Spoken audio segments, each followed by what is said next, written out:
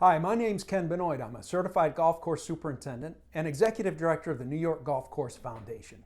I recently rode my bicycle around the state of New York, covering over 1,000 miles, to raise awareness of the importance for golf facilities to formally adopt best management practices, which are designed to preserve and protect our water resources. Along the way, I spoke with superintendents, university professors, and PGA professionals about the impact BMPs can have at their facility and beyond. We've also discussed specific BMPs that the superintendents have implemented at their facility. This project was made possible by funds awarded to the foundation by the New York State Turfgrass Association through the New York State's Turfgrass Environmental Stewardship Fund. In this video, we'll be speaking with Certified Golf Course Superintendent Jeff Wentworth.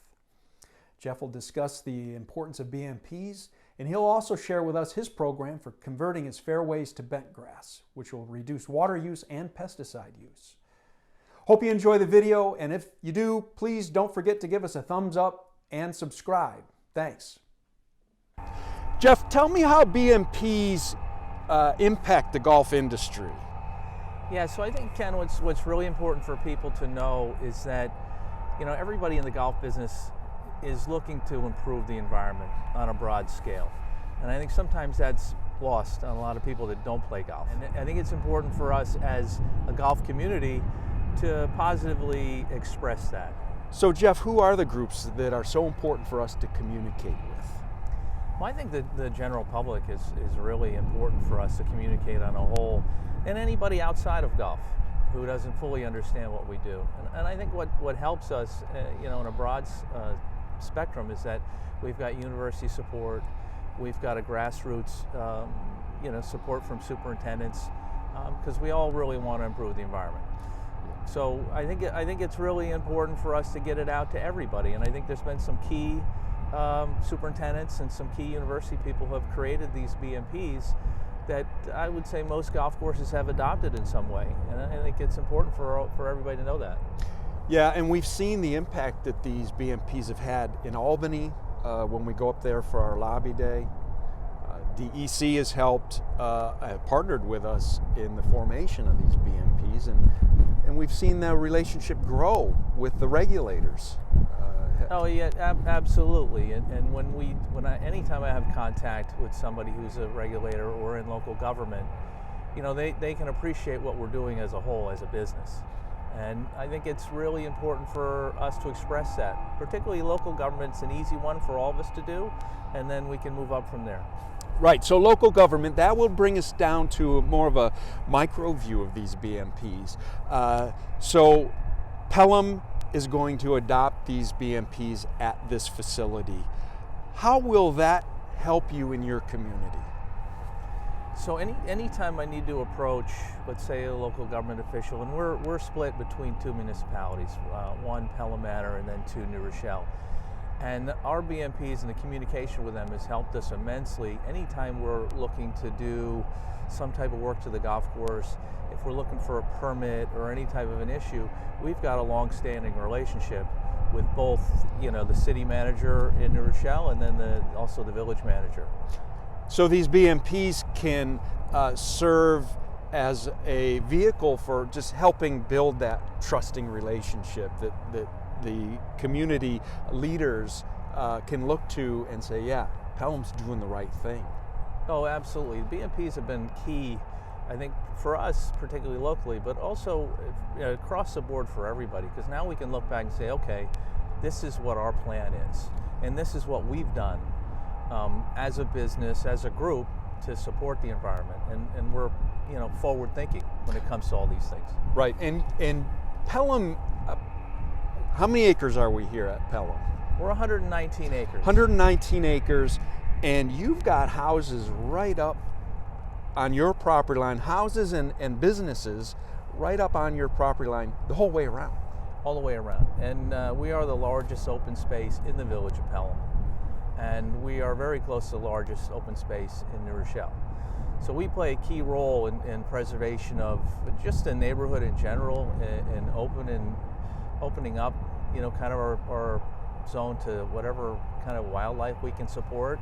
And what we've done with a lot of our stuff as far as unmowed areas and trying to take as much of our property out of, let's say, fine or high-end maintenance has contributed to, we've got deer now we didn't have before. We have lots of different wildlife on the property, and it promotes what's going on. We actually saw a bald eagle on the property a few months ago, which is shocking for the part of Westchester that we're actually living in. Yeah, that's amazing.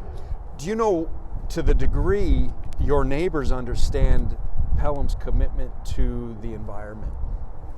Well, I think certainly we just did a renovation recently, and we had lots of communication with all of our neighbors, so they really have an understanding of where we're coming from as far as water conservation, property conservation, pesticide reduction. And it was really easy for us to communicate that because we did do some work. And actually where we're standing right now, Ken, to the left of us, we're right on a public street with lots of property owners. This is where we renovated. And everybody on this property, even through the dust and the construction, was really enthusiastic for what we were putting together here. Well, I would think they are, because explain to me how your property handles off-site runoff that comes onto your property. Yeah, so we're really unique in where we're set up, and right through the golf course runs Interstate 95 and the Metro line, the Acela line that goes to Boston. And being that we're at the bottom of an urban watershed, we take water from about 500 acres surrounding us, which is fully developed.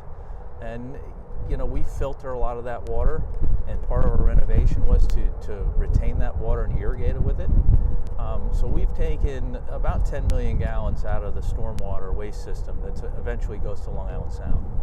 Wow, and the community must just give you guys a big hug for handling that. Yeah, no doubt, our neighbors particularly, and then through the permitting process, when we started to present this to the different municipalities, they were on board. Initially, they were like, really, you're going to disturb how many acres? Because we disturbed 19 acres, so more than 10% of the property.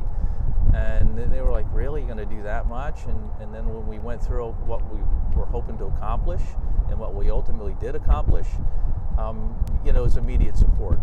Once they understood, what we were trying to do or what we wanted to do, everybody was on board. That's an amazing BMP story. Your handling of this water, filtering it out and cleaning it before it would ever move off site, and actually using it, a majority of it. So well done on there. But that's not the BMP you want to focus on today. We're going to talk about your BMP that you've chosen to talk about, which is converting your fairways to bentgrass. Yeah, so I'm super excited to talk about it. And anybody who's watching this who's in golf, who might be a superintendent, I can't speak highly enough about switching over grasses. During this renovation, we did 19 acres, and we chose to go a route based on when we were going to close and our schedule to build. We grew all 19 acres from seed, with less than 1,000 square feet of sod involved in the project, and that gave us a real opportunity, or gave me an opportunity to pick the grasses I wanted to grow. And through research, and particularly with Rutgers University, who's obviously a big part of BMPs and putting things together for us, I was able to pick out two of the best performing bent grasses available, and really the top two that are coming out of Rutgers. And they have been a phenomenal choice for us, between how quickly they grow in, how they stand up to traffic, playability's great. I mean, the biggest thing that we were focused on, or the biggest thing I was focused on when I chose this grass, was dollar spot resistance. Because there's been a tremendous amount of work in the last, 10 years or so, breeding our grass to be resistant.